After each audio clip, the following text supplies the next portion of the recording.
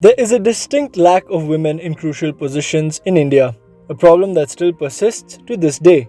But there have been several women in the past who refused to bow down to patriarchy and raised questions against the violation of fundamental rights of women. By demanding what was rightfully theirs, these women defied conventions and realized their dreams. One such trailblazer was Anna Chandy. Anna Chandy was India's first ever female judge, and on February 9, 1959, she became the first woman in the country to become a High Court judge. Born in 1905, Anna Chandy grew up in Trivandrum, Kerala, and belonged to a Syrian Christian family. Braving through society's and her male colleagues' scornful attitude, Anna Chandy became the first woman in Kerala to obtain a law degree. In 1930, she became the founder and editor of Srimati, a Malayali magazine that served as a platform for the advancement of women's rights, her endeavors towards pushing issues plaguing women to the forefront.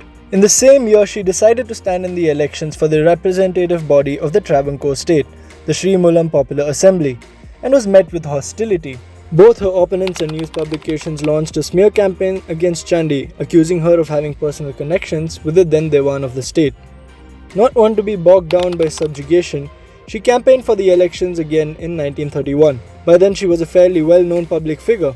Anna Chandy was a torchbearer for advocating for women's agency to choose for themselves and advanced women's rights to a considerable extent. She held her position until the 5th of April 1967 and proceeded to work in the Law Commission of India after retirement. She died at the age of 91 in 1996. Anna Chandy's illustrious career raised hopes for the inclusion of women in professional spaces. She raised her voice against the status quo and paved the way for women after her, inspiring them to be lawyers and judges. Her consequential contribution proved to be a stepping stone for the involvement of women in the judiciary.